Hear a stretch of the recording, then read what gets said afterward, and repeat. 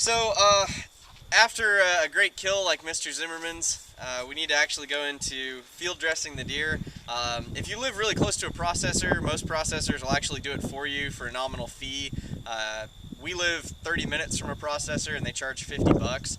A lot of people when they eat venison talk about how gamey it is, and most of that has to do with preparation. So what we're aiming to do here is just get all the vitals out and get the body cavity cooling. And the secret to really good venison is to make a a quick, clean kill so they don't stress and dump a bunch of hormones and enzymes and adrenaline and just toxins into the meat. So we want to make a good, quick, clean kill like Dan did. Ideally, we want cool weather. We're at about 60 degrees, 65 degrees right now, which is great.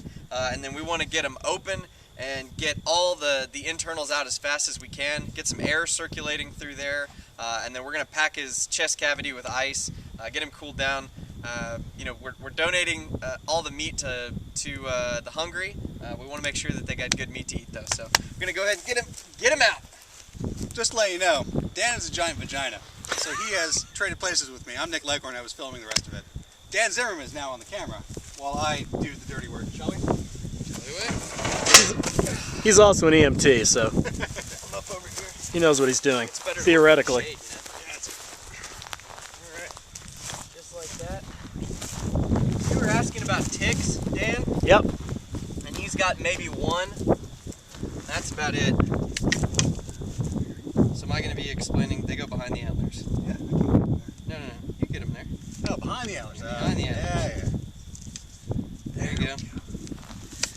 So do you want me to explain what I'm doing here? Yeah, narrate. All right, so we're on a bit of an incline here. I like to put the head downstream first and get a good solid connection. What we're aiming to do here is cut around the testicles and penis. We basically cut out around, we'll cut down, and then cut all the way up the chest. And then we're going to split the pelvis open, and that lets us get anus and bladder out, and then we split the chest wall all the way up, and we pull all the cardiovascular system out to one side. So we'll just move him to the side and pull the whole thing out. At least that's how it works in theory. We'll see if it actually does in practice. All right, let's start right there.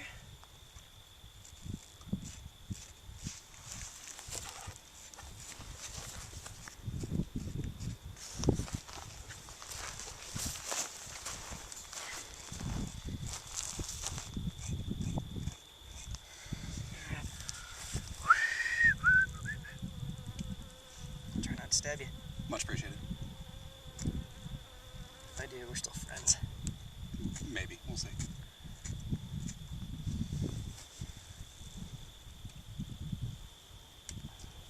Come on.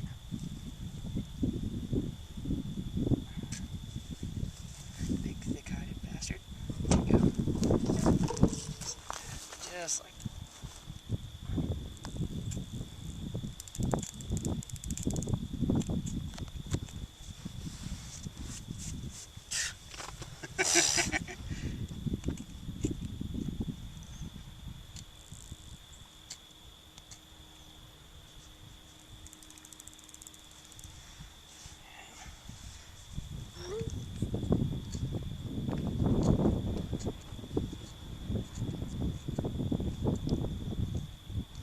Alright, so what we're doing here is getting a nice little access hole.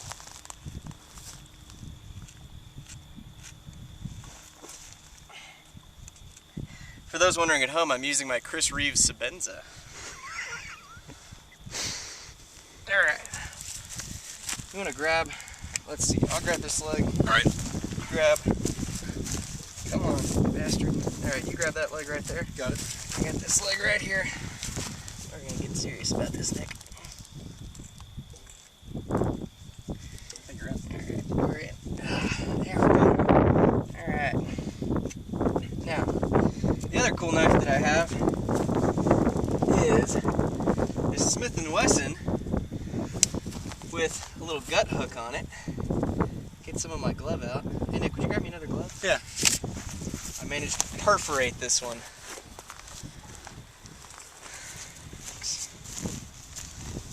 really serious about body substance isolation around here. Absolutely. Yeah. Just a fancy way of saying it. Pay me more. Pay the big bucks to say that. Yeah, it's the fancy words. EMT isn't really about doing anything, it's just knowing the words. Alright, so we take the gut hook and then we can just pull it, because it's sharp, right down about where we want to go. Why didn't you ever use that with me? So I get the cool deals. You just want me to suffer. We pull it up here, and just like a zipper, it opens up.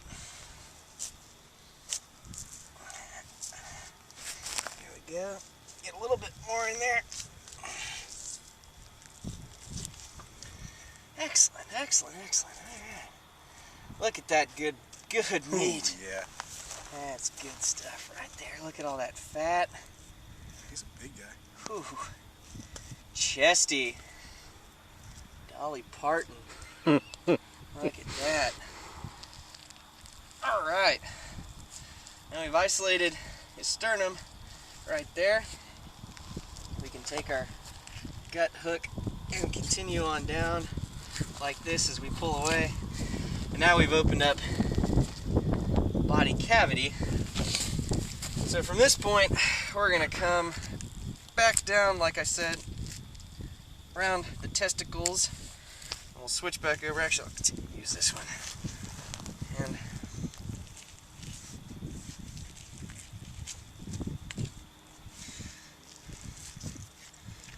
And I like to use kind of a pulling motion. I'll pull the skin back and just make kind of quick little jabs at it.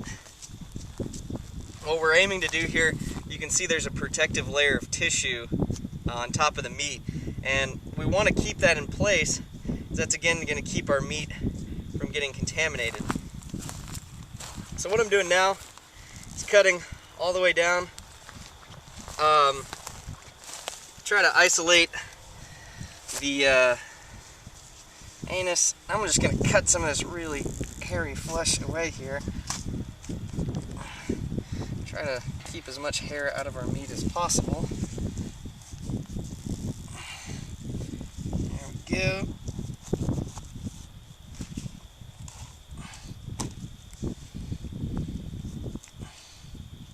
So at this point, we've isolated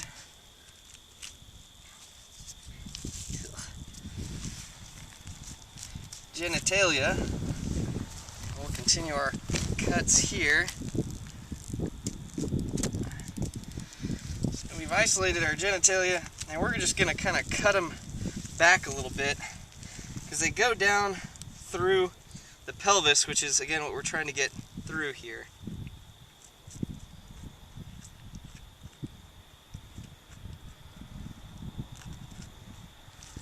Alright, bit of blood there. Alright, I feel just real comfortable doing that. Alright, so now we've got his urethra back here. We've actually managed to give him a little bit of a reverse circumcision. We'll cut that. There's balls out there. Alright. Now, right here is some tendon, and this is the joint of the hips. Now, Nick, what's this called? The pubic symphysis. There we go. So I've got his symphysis here. Alright. You can see his legs start to splay open a bit more as we get down to it.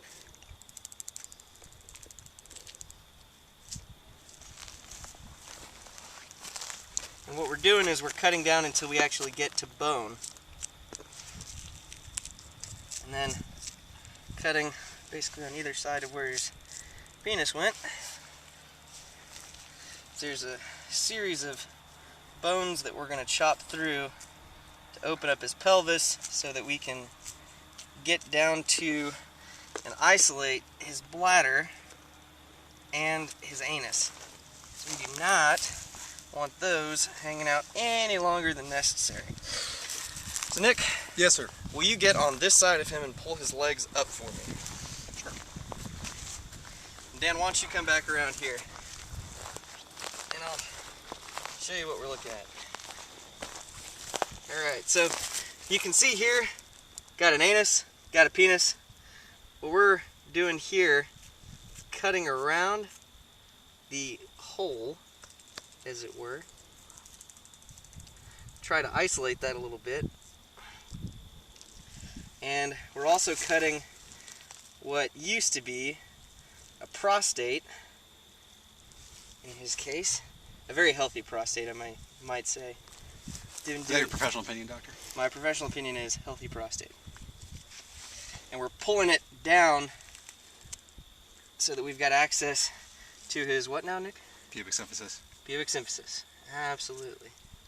And the whole time, we're trying to make sure that he doesn't pee and he doesn't poop, mess up our meat.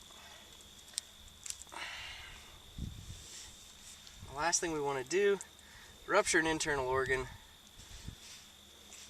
for not. Well, Nick. Yes, sir. Would you mind, while I'm cutting this, explaining to our viewers why rupturing the stomach or intestines might be bad for the quality of the meat? So, you might think that, there's no bad stuff or nasty bugs in your digestive tract, but in fact there's a whole bunch of very happy bugs that actually help us digest all our foods and stuff. And bacteria, stuff like that. It's all very, parasitic and stuff. But they're fine while we're alive. But when they're dead, they start eating through the intestine and they want to basically devour the entire body. Doctor? Keep going. So, what we want to keep is from having those bacteria getting everywhere.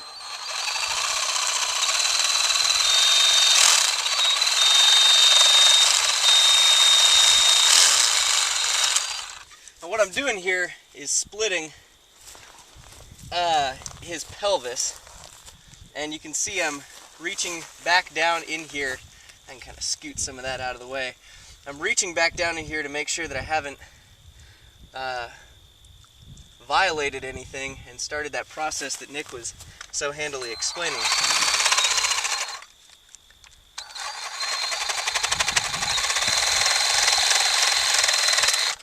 Thankfully, Sawzall is very good at cutting bone, but not so much on the flesh part. And for those wondering at home, this is the Ryobi 18-volt series. Now it's running the 18-volt lithium package, and we're using a 14 TPI bimetal saw, which is great for bone. You may say this is a little violent, but I say, hey, gets the job done.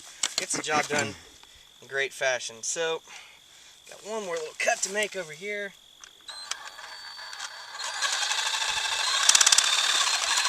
All right. You all right there, Dan? I'm doing okay. Okay. You start feeling faint, you let me know. Yeah, You'll know when I hit the ground. I was going to say, drop the camera, at least. We got a tripod, don't worry about it. We'll soldier on. All right, so there's a little bit of connective tissue in here, and we just want to kind of isolate that.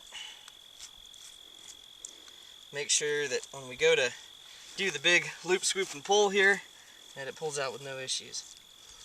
All right, I'm feeling pretty good about that. You want to start with the sternum? Yep, next thing we're going to do is cut the sternum. Now what you need to do a sternum is a really solid knife. If you've got serrated, a serrated blade, that works great too. You can actually split the sternum, or you can go to one side of it. I always prefer to go to one side. Just seems to be a little bit easier. What you want to do, get right over him, use your knees, brace your arms, grab with both hands, and just come all the way up. You can also do this with the saw if you want. 6 of one, half dozen of the other. I like to come all the way up to somewhere in the esophagus here as it starts to make the turn towards the neck. And we use the esophagus as kind of a pull. All right, so we're now basically through his plate there. And then we can kind of spread it a bit. We'll cut his diaphragm here, free it up. We'll just do that on either side. Now, if you're an awful man, and that's not the AWFL spelling, heart, liver, maybe even some intestine if you're going to make some old school sausage, all that's really great in here. I've actually got a friend back in Austin, loves heart, loves liver, so every time I come out here go hunting, I'll save that heart and liver for him. So basically, get your elbows in here, isolate the organs, and Nick, would you mind pulling Yeah, I got it. those apart? Thank you. Helps if you have a buddy. Now, if you're squeamish about blood, like Dan is, this is the part that's going to cause you the most discomfort, as this is definitely the bloodiest part of it. So what I've got now is my index finger fully inside of his esophagus. That's also going to help if he was eating anything prior to the kill, keep it from spilling back out. Again, enzymes and bacteria and things like that. Now what I'm doing is starting just to pull back here. This gets my diaphragm here. I can pull, kind of cut where you see things presenting an issue. And what we're going to do now is bring things over this way. Nick, if you'd grab that rear leg, pick it up a little bit. Yeah. Alright, so we're going to pull. Again, having a buddy is a great thing. It's not just safe, it makes your life a little bit easier. Set that in there for now. Start a little bit of a pull, yank.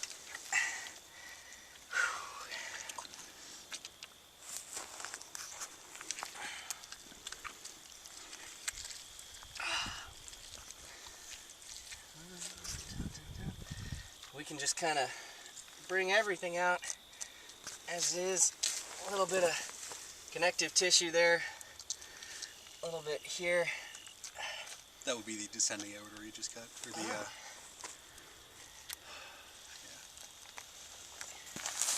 Now, here's a really delicate part. This is anus, bladder, all the really bad stuff that we really don't want to mess with. And we've cut a big enough hole here in the pelvis, we can actually pull it back out towards the butt, scientific term, and just kind of pull and cut until we get everything out. And ta-da! You now have all of your guts out. Now, you can have a little bit of blood. That's unavoidable.